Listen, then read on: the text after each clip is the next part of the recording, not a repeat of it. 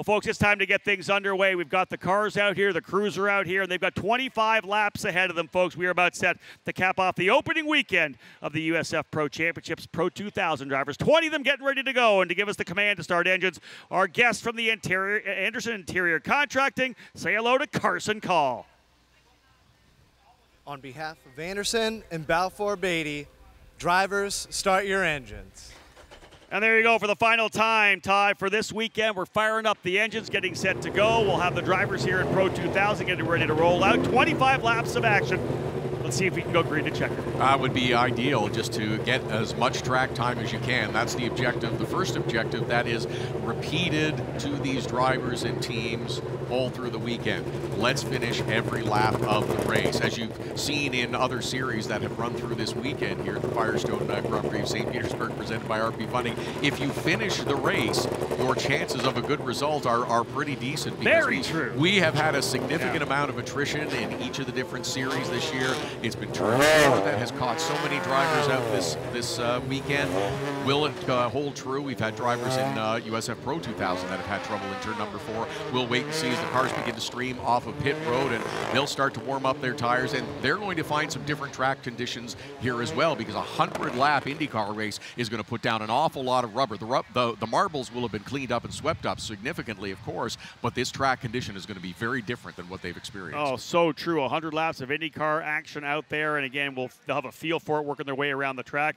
And one of the things I like to bring up on a regular basis is when we have these doubleheader weekends, depending on what happened in the opening race, you kind of change your mindset. If you had a really good opening race, you know what? Maybe I just want to get, you might not make a rougher move, maybe a more high-risk move, simply because, hey, I've already had a good race. I got a second. I want another podium. But if you finish back in the pack, you could be ready to drop the hammer and work your way forward.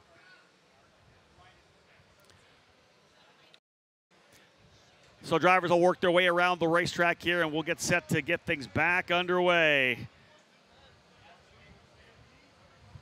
3 races already in the books for the USF Pro Championships. 1 more to cap off the doubleheader for USF Pro 2000, the top level of our series. This class here feeds drivers into the Indy Next program, and you see them working their way out of turn number 10. Tough part of this racetrack is it narrows up so much on the exit. You really want to attack the corner, but there's just not a lot of runoff room. You got to be very precise. Come through this 11-12 complex into what I guess we'll call turn number 13. They say turn 13, 14. It's really a big 180. We'll call it 13 through 11 through 12 through 13. Pace car is headed to the pit lane. We're about set to go. 25 laps to cap off this year's Grand Prix of St. Petersburg. Here they come out onto the front straightaway. Pizzi on the inside, Porto on the outside. It is time to go racing to cap off a Sunday in Florida. Field nicely set. Looking for Aaron Likens. We're getting ready to fire things up. And we are green, green, green. Rocketing across the start-finish line. Here's the run down into turn number 1. Big wide run for Kiko Porto. I think he's going to come away with the lead. Indeed, he does. He uses the grip level on the outside, and Pizzi slotting back into second. So the off-pole sitter takes full advantage of the grip on the outside of the racetrack. Kiko Porto has gone into P1. Look at that low shot coming through turn number 3. They'll work throughout to turn number 4. There's Porto's lead coming from the outside. Chase Denmark getting aggressive. He's trying to go to the outside of 4. If you make that stick, Todd, you got the inside of turn number 5. Nice job by these USF Pro 2000 drivers to get through these first couple of corners after a long delay to wait to get this race started.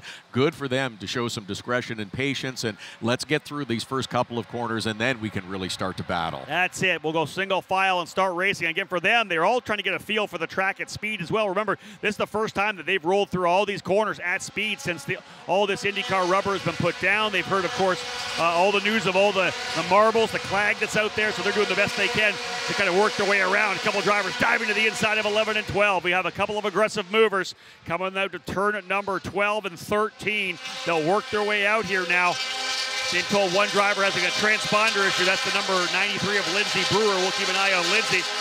There's a block down, move to the inside. I think that might have been Yuvan Sooner-Murthy trying to go to the inside of the racetrack, trying to hold off one of those turn 3 cars. I think he's able to hold that spot. Joel Gramforce slotting back in as well. I think that is potentially Sooner-Murthy scrapping with Weir, I believe. Weir and Brown. So everybody's settling in. Oh, big wiggle coming out of turn number 3. It's been a treacherous part of this racetrack. Almost caught a couple of drivers out further back. Everybody's still streaming through corner number 4, side by side through corner number 4. Looks like everybody uses their head, gets through okay. On that first lap as well, let's talk about Miles Rowe, who used the opportunity to jump up a position, in addition to Kiko Porto, who took over the lead on lap 1. Again, we talk about it. You can lose a lot of spots. You can lose the race on the opening lap, but you can also gain positions. It's the time when you're side by side, a good opportunity just to take advantage of whatever line gets a better run. And indeed, we saw Porto move his way up into the lead. And Miles Rowe grab a spot as well. We'll give you a top 10 rundown next time they come through to put lap number 2 in the books. Just getting things underway here for USF Pro 2000, the top level of our USF Pro Championship ladder system. Coming across the line now, Kiko Porto out to a pretty solid little lead. It was 1.5 seconds after the opening circuit. It's 1.9 seconds now. So without that arrow wash, he's been able to pull away. Kiko Porto, P1, Pizzi in second, Denmark third, Rowe in the 4th spot. 5th is Zenzelli, 6th, right where he started, is Christian Brooks. Joel Grandforth started 7th, runs 7th. Risu Shijima in 8th, Salvador de Alba in 9th, and Michael D. Orlando now into the 10th position, dropped 1 spot. Really not a lot of big movers in terms on the racetrack. Everybody kind of settling in here right now. Really 1-2 positions from when they started, Todd. No, good job by everyone so far. You saw just a little puff of smoke from one of the drivers heading towards corner number 4. That's not surprising. We've seen that occur a number of times throughout this race weekend, but everybody holding station and moving through. And now that we've got a couple of 3 laps under our belt, I think everybody's probably feeling a little bit more comfortable, especially Kiko Porto, who really seems to be legging out that lead. Now we've got a yellow. Indeed. Caution flag coming out here. Not sure exactly what happened here, but we have a full course yellow. The driver has had some kind of an issue. Full course yellow, just 2 cores in. Being told potentially the number 93 somewhere. We'll see what we can do to find out exactly what happened on the racetrack, folks, as there has been an issue on track. The field will slow. 1.9 second lead for Kiko Porto goes by the wayside. He would love to have, I think, seen it gone green to checker. 93 is back here to the tail of the field, so I don't see anybody else following. I'm not sure exactly why we went yellow, unless there maybe was some kind of debris potentially on the racetrack. See if we can find out what potentially might have happened there. Full course yellow, the 93 indeed at the tail of the field. That's Lindsay Brewer. She's having a transponder issue, I'm told, looking at live timing. She has not come, she's not getting any laps at all, but currently runs in that 20th position. Yuvan Sundermurthy had fallen potentially down into 19th spot, but no, I think, yeah, I think that's just live timing, having trouble with Sundermurthy's transponder. He had an issue with it yesterday as well. I don't think he's back in 19th. It looks to me like Bajoy Garg runs in that 19th spot, so again, issues with the transponder potentially for Yuvan Sundermurthy. Let's hope that this is just a quickie yellow then, and we can get this problem cleared up. Safety vehicles have already been dispatched out on track.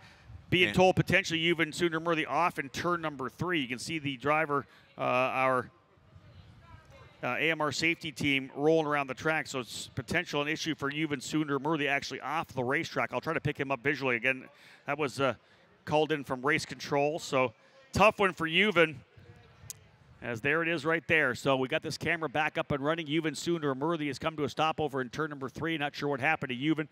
But a rough day all told for a driver who's got a couple of race wins. Yesterday finishing in the 8th spot. Decent run for him yesterday, having started 10th. He would like to have capped it off, I think, with a top 5 finish. But again, we're not quite sure. Here it is here. We'll see if there's, rolling by. Didn't get a chance really to see a good shot of where the contact may be. The left rear looks pretty good. Whatever it may be, it's up on the hook, which means it's not rolling. So there is some kind of damage to the machine of Yuvan Sundermurthy, and that is tough after a good start. That'll drop him a little bit deeper in the points. Unfortunate to have his race weekend end this way. As you mentioned, depending on how you do in race 1 will kind of dictate how you approach race number 2 sometimes. Yeah. So Sundermurthy scores a top 10 finish yesterday, thinking, good, that's a decent finish, picking up a couple of spots from his starting position. Come back today, you want to at least back that up. If you can come out of race weekend number 1 with a couple of top 10 finishes, that's not exactly where you want to be in terms of a championship contender, but at least gives you a solid footing to move forward at the next event. The big thing is we talked about the fact that drivers going faster yesterday. You're able to use your, in qualifying, 2 laps in qualifying. The fastest lap in qualifying sets the grid for race number 1. Your second fastest lap sets the grid for race number 2. Well, the track kept getting faster and faster. In race number 2, if you go faster in race 1 than your second fastest lap, you could use that time instead. A number of drivers did that. That's what allowed Francesco Pizzi to go to P1. Yuven Sundar though, did not get a faster lap. He ended up falling to 15th, so a much different starting spot for Yuven back there, P15. Not surprised he may have got pitched into the wall somewhere. We don't have any kind of a replay on that. Weren't able to see what happened to Yuven, but indeed, the yellow flag coming out a couple of laps into this one here. The AMR IndyCar safety crew got over there to him, got the car up on the hook very quickly, and I would expect we'll be going back to green this time by. So an early yellow. We'll see Kiko Porto as the leader. He had a 1.9 second advantage. That goes away quite quickly. Pizzi now in second, Rowe third, Denmark fourth, Zendelli having a better run, currently runs in the 5th spot, Brooks in 6th, 7th is Grand Force, 8th Ushijima, 9th is De Alba, and 10th is Michael D'Orlando. Just outside the top 10, Jordan Missing in 11th, Jack William Miller in 10th, Jonathan Brown in 8th, Christian Weir in 13th, 14th, 15th, Jackson Lee 15th, Nick Montiero 16th, Escota 17th, Garg 18th, and Lindsey Brewer will be 19th on the track. Looking to see, but it looks like the lights are out on the pace car, and everybody getting set for a restart as they're coming around through corner number 10 now and headed towards 11 and 12. So here the drivers come for this restart now. They'll work their way out of turn number 10 to get things rolling here.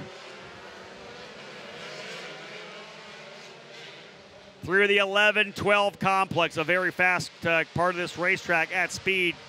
Although Porto will crawl him through to see if he can't stack him up coming to 12. That's the key. Get the car turned, diamond that corner, get it straight as quickly as you can, get back on the gas, and away he goes. Throttle down. Porto's going to take about a 4 or 5 car length lead across the start-finish line ahead of Francesco Pizzi. They'll work their way down into turn number 1. This will be the best opportunity for Pizzi maybe to get the draft to make the move to the inside. Not able to get that stick. A couple drivers a little further back, scrapping it out. You can see that. One of the Jay Howard driver development cars, I think, going at it potentially with a Pabst car. Oh, there's more contact there as one driver with big issues coming through. One of the Jay Howard cars has lost a rear wing coming through 2 and 3. There's Jack William Miller almost getting into the back of a car as well.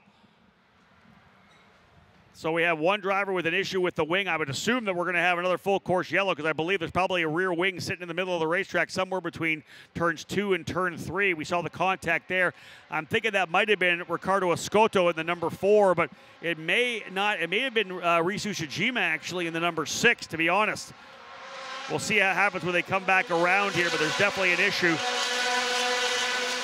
Now, maybe that wing is out of the way and we're able to stay green, and we'll see what happens. They're working their way back around here now. There's Porto into the hairpin of turn number 13. They'll work their way out of that corner. He's got a pretty solid advantage. And indeed, full course yellow at start finish. Once again, full course yellow. That's unfortunate, just as we got rolling again and we have contact, but this is the difficulty that we have. It looks like we're going to get a look at this incident coming out through the first couple of corners just after this restart. Yeah, I think it was Rhys Ushijima, as I had said. Not exactly sure what happened. We'll have a replay to have a look at here. It's a little further back in the replay, folks, so keep an eye further back. We'll see what happened to that Jay Howard driver development pilot coming through. He's on the inside. And I want to say that potentially a couple guys, because he looks like he's got D'Orlando right behind him getting caught up. He may have had some trouble because it's right rear damage as well. You can see the AMR safety crew already rolling in the back as they would, working their way out of that corner. I think probably coming over from turn number 1. Everybody tried to pinch to kind of that little turn 2. It kind of sticks out a little bit as you kind of come around there. Guys try to go 2 by 2. How many times we see guys rip corners off there, and just a right rear for Ushijima. That's it for him. He ends up losing the rear wing. And the problem there is once that happens, he's, of course, out of power. He can't get back on the throttle. It stacks everybody up behind him because I want to say he was running probably 6th or maybe 7th, I think, when they came down into turn number 1. That's the difficulty with that corner as well, with the right-hander coming through 1. If you have the contact and it sends some debris out on the track, the visibility is limited there as the track narrows down, and everybody tends to pile up pretty quickly. Well, you're committed coming through that corner. You have to be.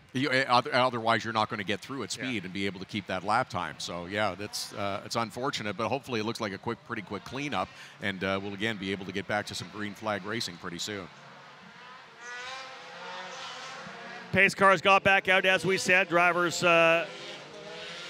not showing a lot of patience here in the final race of the year, and it makes me wonder what kind of race we're going to have this year. I think everybody is so fired up coming into this new season. They realize that the level of competition in this category has never been this high. In the time we've had this program within the Andersen Promotions portfolio from 2013 on, we've never had a level of competition like we have right now. 20 cars, the biggest field we've had since 2014, and the level, like I said, 10, 11, 12 drivers could win at any given weekend. And this is the top level of the USF Pro Championships as well. From here, you want to graduate to up to Indy Next, eventually the NTT IndyCar Series, and so you're reaching your final exams in your senior year, if you were, and it's time to show what you have to hopefully present yourself as the best candidate for that college application. And we haven't talked about this yet. They're running for $650,000 at the end of the year. This isn't nothing. These guys are literally racing for big money, and in their mind, for a lot of the times, it's for the extension of their career. They're racing for their lives. They're racing lives here right now because some of these guys don't have the money. And that's one of the things that attracts drivers from Europe to come here. They're in Europe. They're running in the GB3 series. They're running in whatever it may be, the Formula Regional European, the Freca series. And literally, they know that they don't have the money. They don't physically have the money to be able to move into the FIA F3 series. This is really their only chance to come over here and potentially cash in on these scholarships, which have taken so many drivers like a Kyle Kirkwood all the way to the NTT IndyCar series. Well, and look at a driver like Louis Foster, who did come over last year, had success, and has graduated and moved up. So again, his experience is in Europe, comes over, has success, and is now going to be able to further his career. And knocks in the pole position here this weekend. Wasn't able to bring it home with a race win after some contact, but Louis Foster's the guy that's going to win Indy Next races here in 2023. I can guarantee you that.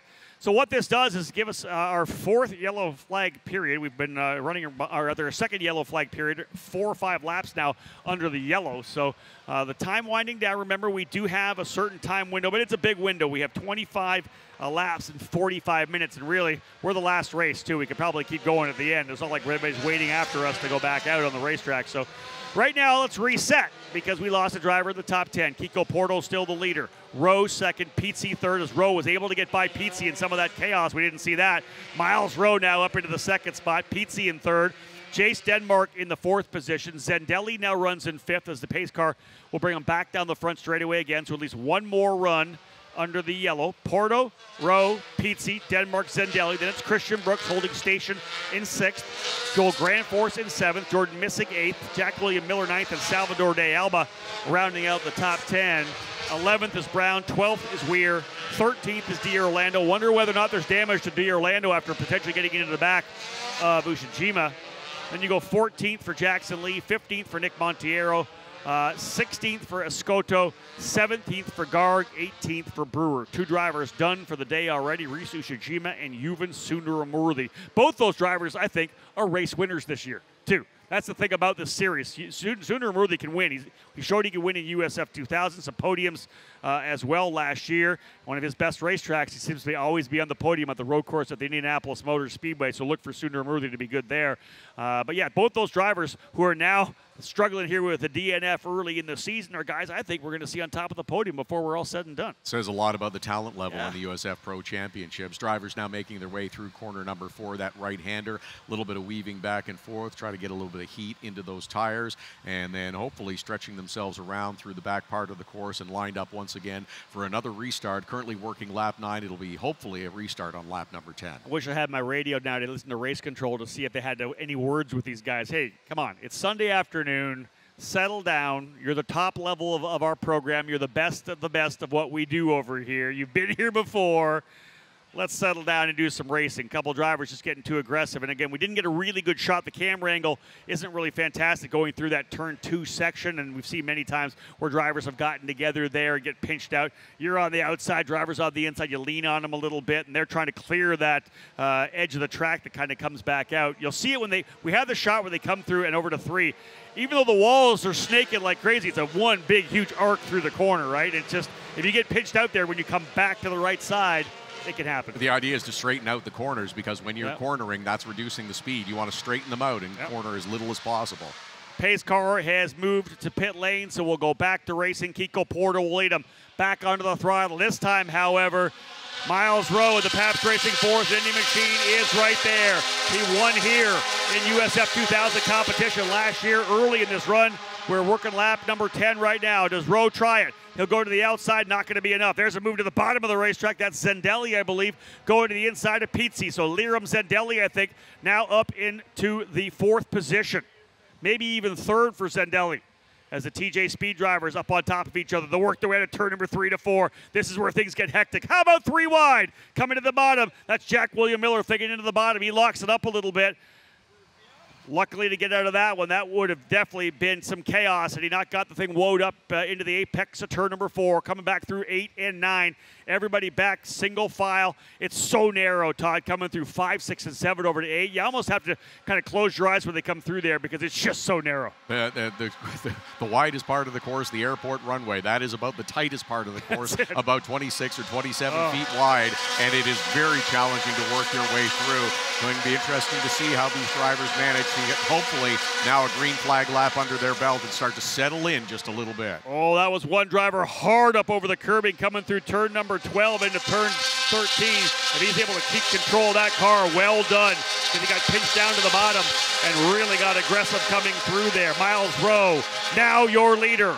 Rowe has gone to the lead in the Pabst Racing Force Indy machine. Pabst Racing has come out of the gate swinging here in 2023. Last couple of years with this new car, this IP22, Todd, back from when we had the PM18 first, they kind of struggled a little bit with it. They were kind of a mid-pack field. They would move their way up into the top 5 occasionally, but the Augie Pabst-led team coming out of the gate really strongly. They were very good at the spring training event at Sebring just this past week on Monday and Tuesday, and they have looked very good here. A podium already for Miles Rowe. And listen, if you're putting a focus, a spotlight on some drivers, we watched it last year with Miles Rowe. This is a kid that has star power. He wants to win. He's got this drive, and he is a talent. Got a chance to come running with Force Indy when it first came in. They hooked up with Pabst Racing last year. He ended up winning some races, almost a championship.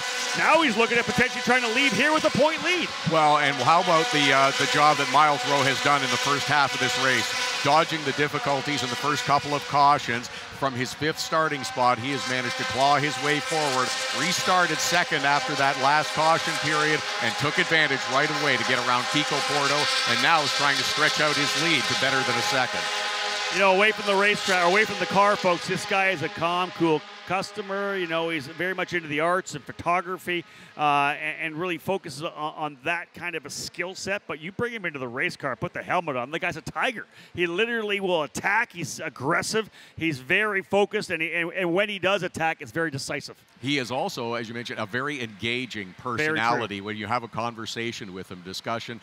Graduated from the film school at Pace University. Yep. He has sights on, as you mentioned, on the arts, and he is a very inquisitive and wants to learn more kind of young man, and he's very the star power is best. He's unique. Think of somebody else in the NTT IndyCar series with that kind of a focus for him. I just think he's such a great driver and a fantastic person as well. It's going to be great to watch. Miles Rowe leading by a full 2nd. Could he continue this incredible run up through the ranks of open wheel racing? Force Indy working with Pabst Racing. And he has a big lead coming across the line. It was 1 second last time by. It is now 1.3. Miles Rowe pulling nicely ahead. Kiko Porto in the 2nd spot. Chase Denmark's gone to 2nd, so Pabst Racing really flexing their muscles now. Denmark into 3rd.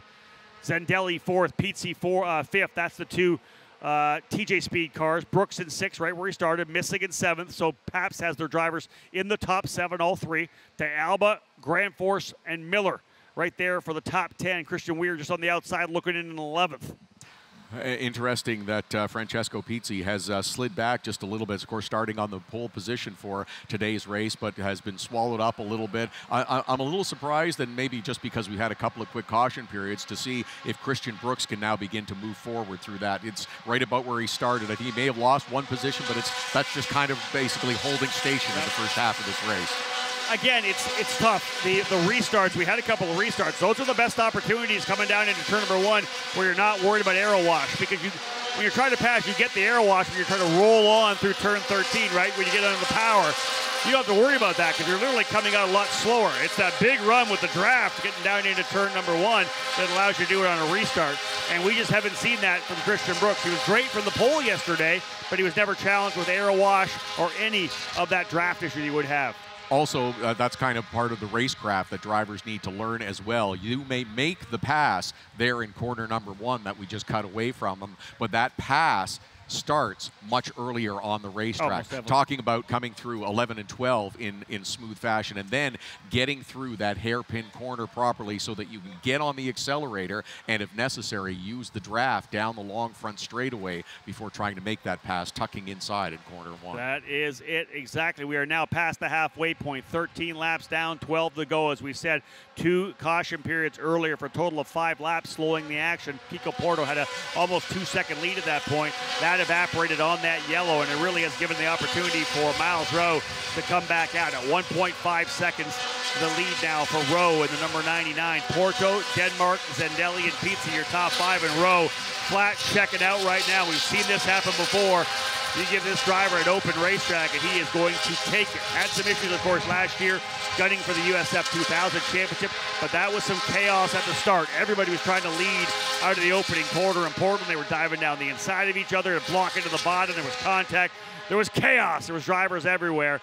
And both Denmark and Rowe, the 2 Pabst drivers who were really fighting for a championship, did not come out on the positive side of that. It was Michael D'Orlando who emerged from that scrap with the title. But again, Rowe with the opportunity, continuing with the partners and backers that he has to work his way up here into the USF Pro 2000 category. And hey, listen, when you can come out of the gate like he has, a podium in the first race, you win the second race, those people that are back at you, that are behind you, you're just going to make them smile and say, yeah, we've made a great choice here. Yes, 100%. And Miles Rowe demonstrating his talent and ability here in the first couple of rounds of the USF Pro Championship on the streets of St. Petersburg. 11 laps to go out front with a 2.5 lead over Kiko Porto and Jace Denmark. And we mentioned that you want to get all the laps in and have as many laps on track as possible. You've also touched on the spring training that also took place, but depending on the team, depending on the budget, there's a lot more track time and testing available to some of these teams as well. And again, that's another reason why they want to be part of the USF Pro Championships, because of the ability to develop their skills and talent. And think about this as well. Obviously, if you have the budget, you can do more testing. If you're with a bigger team that has 4 cars, everything's exponentially more, right? 4 drivers doing a full testing. All that data comes in. You're able to sit down and overlay all the data you possibly can. So the more drivers on the team, the more data you have, the more time you get to test, the better you're going to be when you roll into an opening race. And maybe not so much with a race like this, or like you said, you can't test at a track like St. Petersburg. They've never been here before. Every time you roll in, it's a brand new facility. When we head to tracks like the Mid-Ohio's, Indianapolis Road Course, Road America, those are tracks that, of course, you can test on and get a good feel for, build the baseline, and then come and attack on a race weekend. Different here for St. Petersburg, where really you just get in there, grab the wheel, and get after it. And Sebring, like where the spring training took place, and all 3 levels of the USF Pro Championships will be there. Indeed, we were back at Sebring International Raceway in 3 weeks' time to get things underway once again. USF Pro 2000 starting here at St. Petersburg. Sebring on the March 25th to 26th weekend.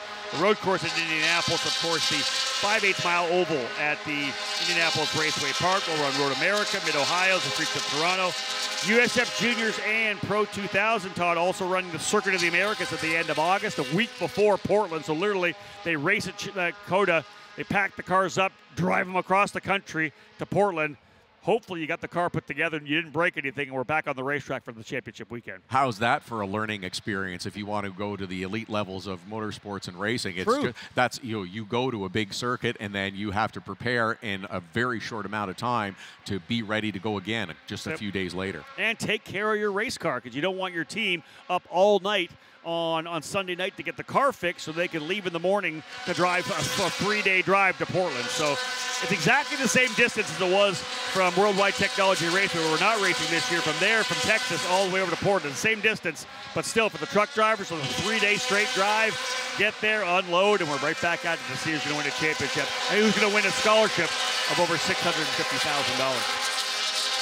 9 laps remaining. Miles Rowe remains out in front now, just over a 2-second lead ahead of Kiko Porto, Liram Zendelli, Pizzi, and Brooks rounding out the top 5. Those guys have moved up just a little bit. I'll tell you this. The Miles Rowe story is something that if he gets to the NTT IndyCar Series, it's either going to be a movie or it's going to be a book, because it's just been absolutely amazing. Of course, we all know about Penske Entertainment's the drive for equality and change. Of course, a Miles young black student who has so much talent, and first came in with Force Indy, a single car team. We talk about a single car team. He was behind the 8 ball all year long, a brand new team, and all together. He was just learning what he could. Then the rain came at New Jersey, and we always say the rain's the great equalizer. He stepped up and came to the forefront, and what a run.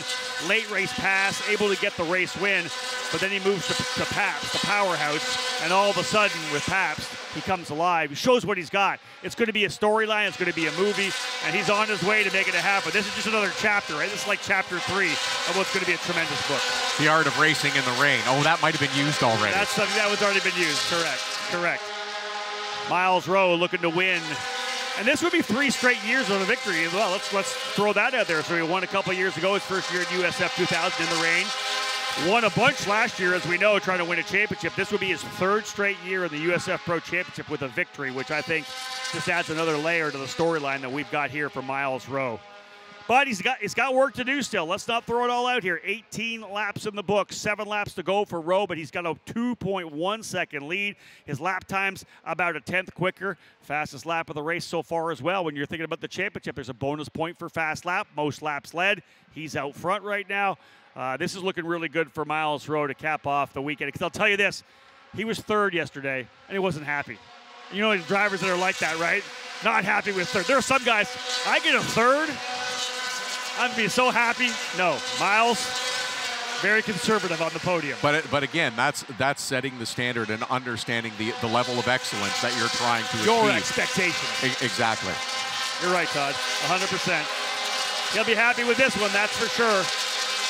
And the great thing is back-to-back years, but he's won here as well. He won here in the 2nd race. Remember, if you go back to last year here at St. Petersburg, he was battling it out with Thomas Naveau, the D-Force driver. They were coming through 2 and 3, big wreck. Chase Denmark able to come through, and he was late in the race. He probably could have sat there for 2nd, took the points, and been good, right? Didn't have the full budget. Remember, the story last year was he only had the budget through to, I think, Indy, maybe it was even Barber. He wasn't able to finish the season potentially and had that big wreck. Like, why didn't you just hold on to 2nd? He wanted the win. And then he came back the next day with the mindset of having that huge wreck. The team put the car back together, and he wins on Sunday. That's another character show there for Miles Rowe. But that's the art of a racer too. Is that teams would rather have a racer that wants more, that you have to maybe just slow down just ever so slightly, just kind of temper their enthusiasm just a little bit, as opposed to trying to motivate a racer to try to give them more. I think Roger Penske used to say that about Paul Tracy, that you had to pull Paul back. But he wanted that other than pushing it, right? You don't want to have to push a driver to be more aggressive. I think any team owner in this paddock would rather have someone that went for it than sat back. No question. I will tell you that right now. 5 laps remaining. Rowe's lead now 1.9 seconds. Porto cuts into it by about a 1/10 of a second, maybe a little bit less than that. Liram Zendelli's been able to get by Pizzi, as we talked about. So Zendelli now up into the 2nd spot, which is solid for him after, of course, some of the issues that he had earlier on. Zendelli yesterday finishing not too shabby, kind of in the middle of the pack. No, he was 16th. That's right. He had an issue to the end. He was 16th for Zendelli. So this will be a good finish for him, currently in the 3rd position. Pizzi runs in 4th. Driver started on the pole position. Christian Brooks in 5th spot. Missing in 6th. 7th is D'Alba. 8th is Graham Force. 9th is Miller. 10th is Weir. As Jace Denmark has had some issues. Not sure what happened to Jace Denmark. We'll try to pick that up. Jace was running within the top 5, and I think it was 3rd at one point. And Denmark, we'll visually pick that up, because we've had some issues with transponders. They'll work their way out on the front straightaway right now, and indeed, who is in 3rd spot right now? No, he's still on the racetrack. No, Denmark is still in the 3rd position. So Denmark is still P3. Zendelli is 4th, and Pizzi is 5th. We just watched him physically come down. Here's an issue here. That's Nick Monteiro potentially. Did he have an issue coming out of turn number 10? Yeah, he's dog tracking. Okay, so that is indeed, we think that might be the 81 of Monteiro, who may have had some trouble. We'll see as they come in. Here comes the 4 of Escoto as well. Ricardo Escoto in the J. Howard driver development. Number 4 has gone off. He's lost his front wing. And I think an issue here as well for Monteiro, who's got rear suspension damage. He's going to bring it down to the end inside the racetrack as well. 4 laps remaining. Let me pick up whether or not this is Monteiro. I don't think it's actually Salvador De Alba. Oh, De Alba has tapped the wall as well, likely coming out of 10. So De Alba, his weekend just not going the way he wanted. Finished 7th in the first race. That is left rear damage for him. I want to think it probably happened coming out of turn number 9 then, and he limped it all the way in from turn 9. Skirted across the track, the brush on the left side. Yeah. The banner and the missing front wing on the front of Ricardo Escoto is also indicative of corner number 4, because that is the color of the banner on the tires. There you go. So let's reset. Rowe leads, Porto second, Denmark third, Zendelli fourth, Pizzi fifth, sixth is Brooks, seventh is Missing, eighth is Grandforce, ninth is Miller, and 10th is Weir. 22 laps down, 3 to go for Miles Rowe. 2 seconds up the road, trying to win in St. Petersburg for the 2nd straight year. Last year got it done in USF 2000, trying to do it here in USF Pro 2000. It would be his 3rd straight year with a victory, having won back in 2021 at New Jersey Motorsports Park for Force Indy in that wet weather race. And what a start to the season it would be for him.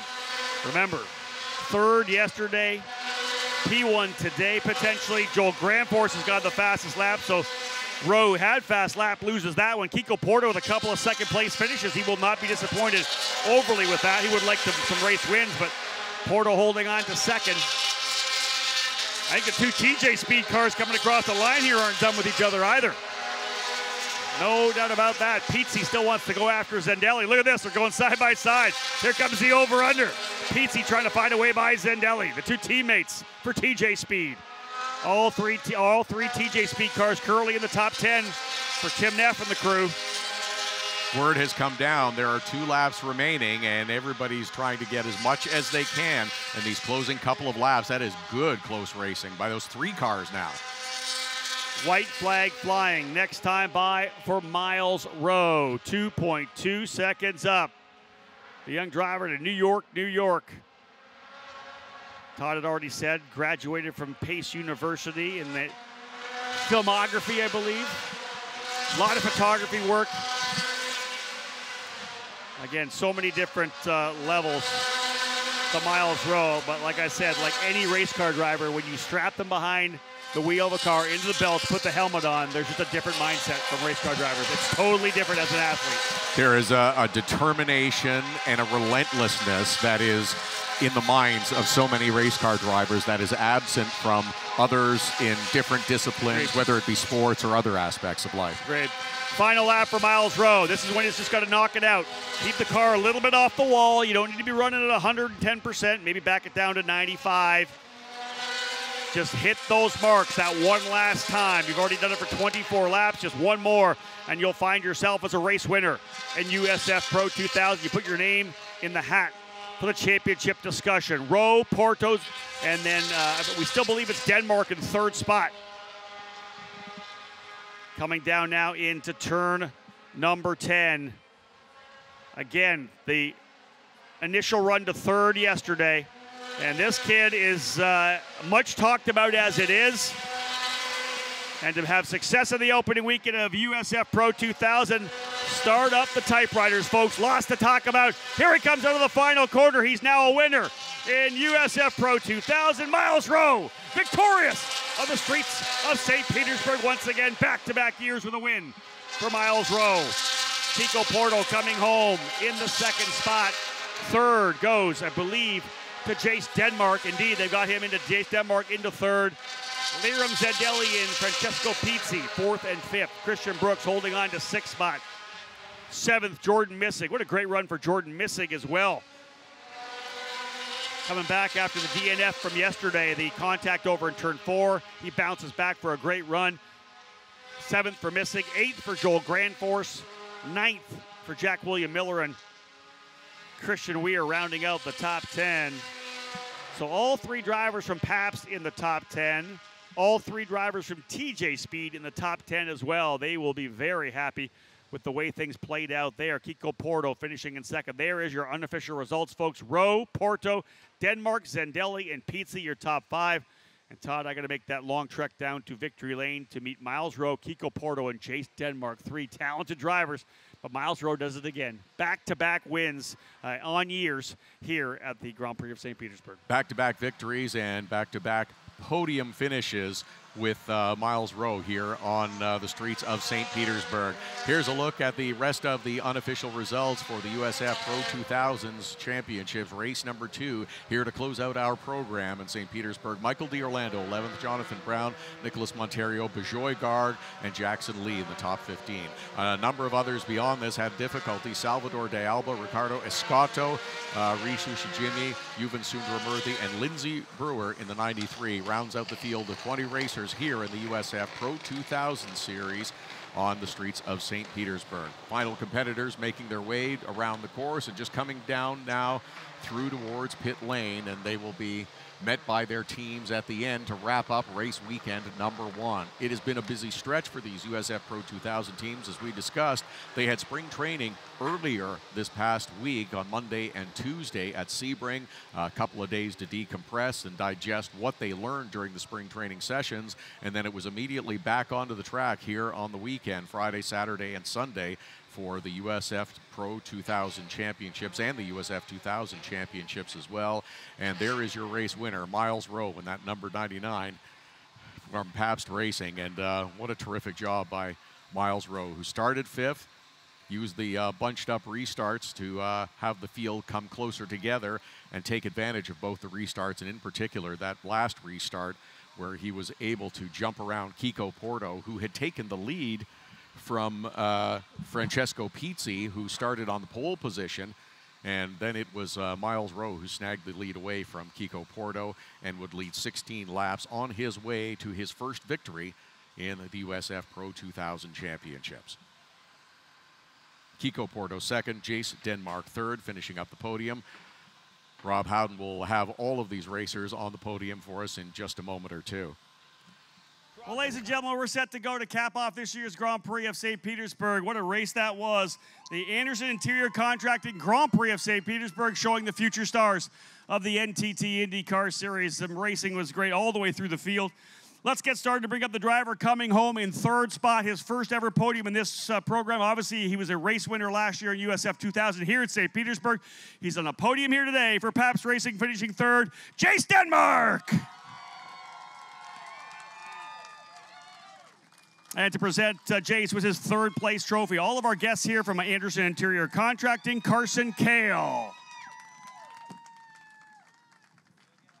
Great run there for Jace. Was talking to him briefly, talking about how little grip there was offline. Those drivers really having to wheel these cars around, kind of coming in after the NTT IndyCar Series drivers, so tough. Great weekend for this pilot as well out of Brazil for D-Force Racing. Back-to-back 2nd place finishes. How about a round of applause for Kiko Porto?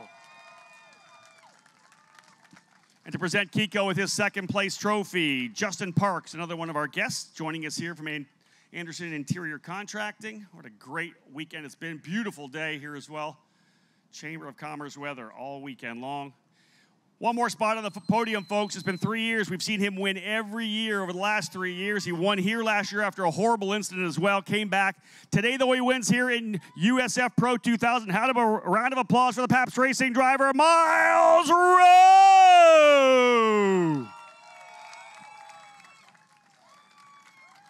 Miles, you got that first win in New Jersey a couple years ago. You had the big wreck here in race 1 last year, but you came back and showed us what you were made of. What's it mean to you to win here, this next level up, just 2 steps away from IndyCar?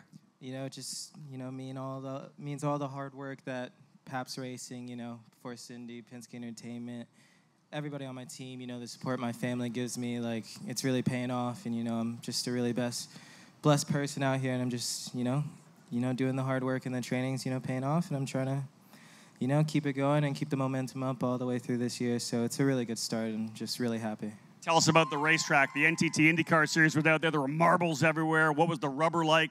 How hard was it to control the car out there? Yeah, man. This was one of my most difficult races in terms of track conditions. I mean, the marbles made it extremely difficult. Even after the first safety car, it's a lot of things changed in the track. It got really slick, and then it would start to grip up, and had to mess with the bias a lot.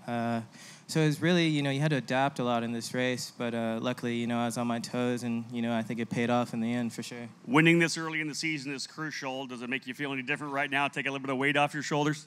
No, it's just the same focus. This is such a tough year. There's so many good guys in the series this year.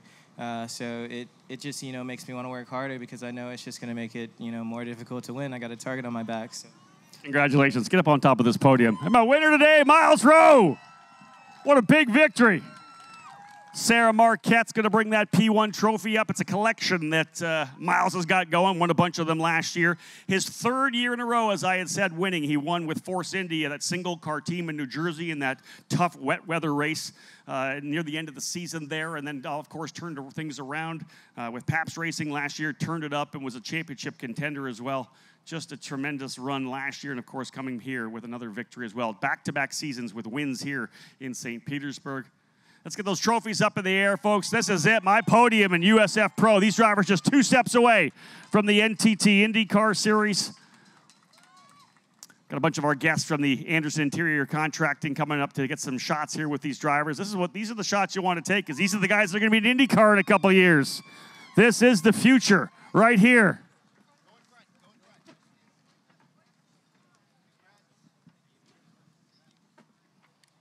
Again, this is where we had Pato Award just a couple of years ago. Kyle Kirkwood, Renus VK, David Maluka. So many of the drivers are now in the stars in the NTT IndyCar Series. They were on this podium here in St. Petersburg running in this USF Pro 2000 category. This is the future of the NTT IndyCar Series, like I've said many times. Guys, thank you so much. I hope you had a fantastic weekend. Guys, you guys can drop your trophies down if you want. We got some champagne to bring up here because it's time to cap off this year's Grand Prix with a traditional celebration, and these drivers earned this for sure. Chase Dunmark making his first visit to a podium in USF Pro 2000 competition. Kiko Porto's been here before, but he goes back-to-back 2 second-place finishes to put himself in the early championship hunt. And, of course, such a fantastic run. His third win in third times winning in a series, 3 straight years of victories.